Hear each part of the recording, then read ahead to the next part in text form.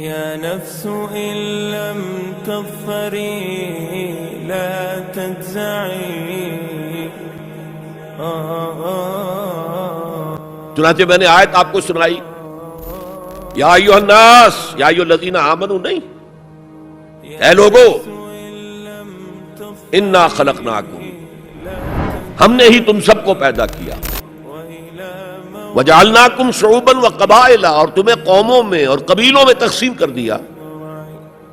تمہاری رنگتیں مختلف ہیں، تمہارے ناک نقشے مختلف ہیں، تمہاری بولیاں مختلف ہیں. جعلناکم شعوبا وقبائل لتعارفوا، یہ صرف تعارف کے لیے ہے، یہ کوئی معیار نہیں ہے کہ یہ بلند ہے وہ کم ہے، فلاں نسل جو ہے اونچی ہے فلاں نسل نیچی ہے، گورے جو ہے اونچے ہیں اور کالے جو ہے نیچے ہیں، یا مرد اونچے ہیں اور عورتیں نیچی ہیں. پیدائشی طور پر تمام انسان بالکل مساوی. اس اصول پر ہم نے بھی زیادہ غور نہیں کیا ہے. آپ جس معاشرے میں ہیں یہاں پیدائشی طور پر برہمن اونچا ہے، شودر تو نیچا ہے. ویسے کوشش ہو رہی ہے، معاشرتی سطح پر کوشش ہو رہی ہے، قانونی سطح پر کوشش ہو رہی ہے کہ ان تصورات کو ختم کیا جائے. چنانچہ سب سے بڑھ کر یہ کوشش امریکن سوسائٹی میں ہوئی ہے. Any discrimination on the basis of the color of the skin is a crime. قانونی اور دستوری طور پر جتنا کچھ ہو سکتا تھا اس معاملے میں وہ امریکہ نے کیا. لیکن آج بھی امریکہ میں کالے اور گورے کے درمیان دلی طور پر منافرت ہے. دلوں کو تو قانون نہیں بدل سکتا،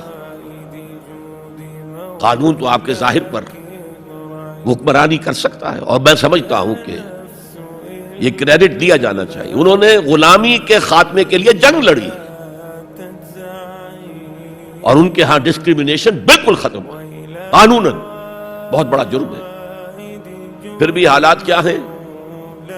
اگر کسی گوروں کی آبادی میں کوئی کالا افرو امریکن آ کر مکان خرید لیتا ہے تو اس آبادی میں جائیداد کی قیمت ایک دم گر جاتی ہے. اب وہ سارے گورے وہاں سے بیچ کے اپنے گھر باہر جا کے ٹاؤن شپس علیحدہ آباد کر لیتے ہیں، ان کے ساتھ رہنے کو تیار نہیں. کون سا قانون روکے گا انہیں اس سے کہ آپ اپنا مکان نہیں بیچ سکتے، آپ کو یہیں رہنا پڑے گا؟ یہ تو کوئی بات نہ ہوئی.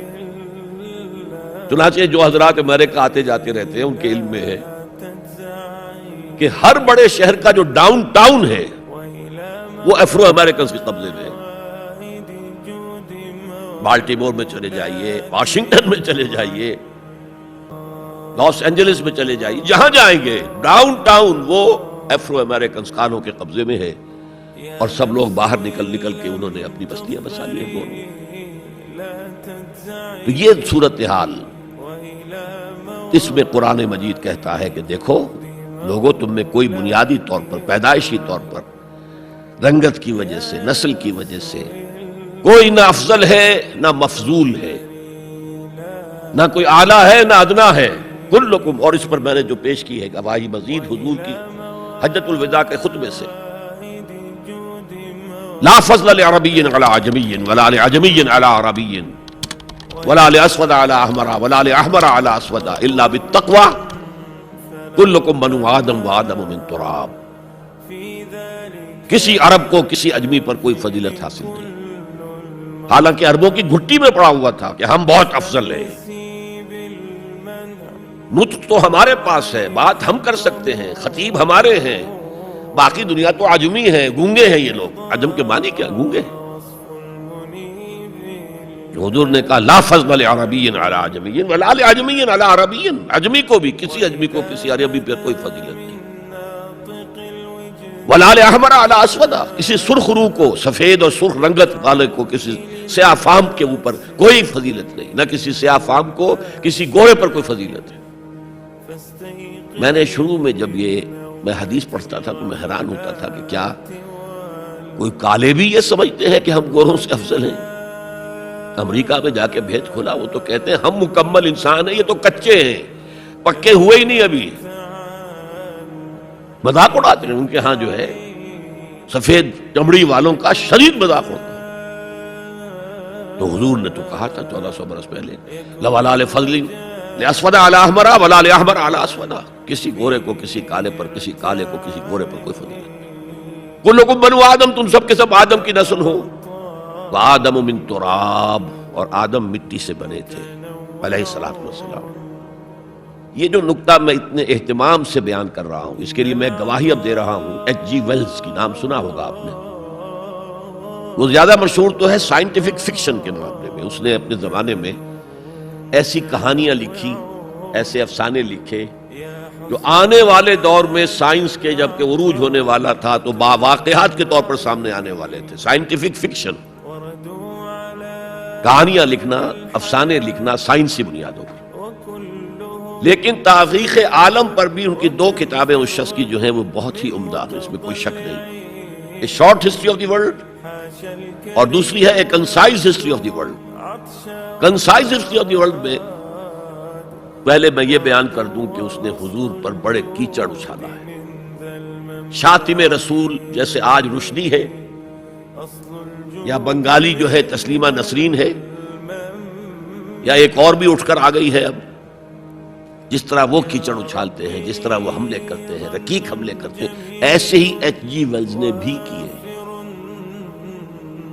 یہ میں کس لیے بتا رہا ہوں؟ تاکہ یہ بات جو ہے واضح ہو جائے کہ وہ عقیدت مند نہیں ہے، حضور کا دشمن ہے۔ اور عربی کی کہاوت یہ ہے کہ الفضل ما شہدت بہ الاعداء، دوست اور عقیدت مند تو تعریف کریں گے، کیا کسی مسلمان کے لیے ممکن ہے کہ حضور کی تعریف نہ کرے؟ بلکہ وہ نعتیں پڑھتے ہوئے غلوب بھی کر جائیں گے، کہیں سے کہیں پہنچا دیں گے۔ ہاں اگر دشمن تعریف کرے تو وہ بات ہے کہ جو قابل غور ہے۔ میں نے اس لیے اسٹیبلش کیا دشمن ہے، دوست نہیں ہے، عقیدت مند نہیں ہے۔ لیکن جو چیپٹر اس کا ہے حضور کی زندگی پر، اس کے آخر میں آ کر خطبہ حجۃ الوداع کا یہ حوالہ اس نے دیا، لا فضل لعربی علی عجمی ولا لعجمی علی عربی ولا لاسود علی احمر ولا لاحمر علی اسود الا بالتقوی۔ اور اس کے بعد جو اس کا ریئیکشن ہے، اس پر جو تبصرہ تھا کہہ رہا ہوں، اس کی وجہ بتا دوں گا بعد میں۔ معلوم ہوتا ہے گھٹنے ٹیک کر کوئی شخص جو ہے اور سر جھکا کر خراج عقیدت پیش کر رہا ہے۔ ایگزیکٹ الفاظ یہ تھے اس کے، although the sermons of human equality, fraternity and freedom were set before also, and we find a lot of such sermons in Jesus of Nazareth, but it must be accepted that it was Muhammad sallallahu alaihi wasallam who for the first time in human history established a society based on these principles. کہ اگرچہ انسانی مساوات، اخوت اور حریت کے واس تو پہلے بھی بہت کہے گئے تھے، بہت کہے گئے تھے، اب عیسائی ہونے کے باوجود کہتا ہے کہ مسیح ناصری، جیزس آف نازرت، حضرت عیسیٰ علیہ السلام کے ہاں بھی واس تو بہت ہے، لیکن ان اصولوں پر کوئی معاشرہ وہ قائم نہیں کر سکے۔ تاریخ انسانی میں پہلی شخصیت محمد کی ہے صلی اللہ علیہ وسلم، جس نے کہ ان اصولوں پر معاشرہ بالفعل قائم کر کے دکھایا۔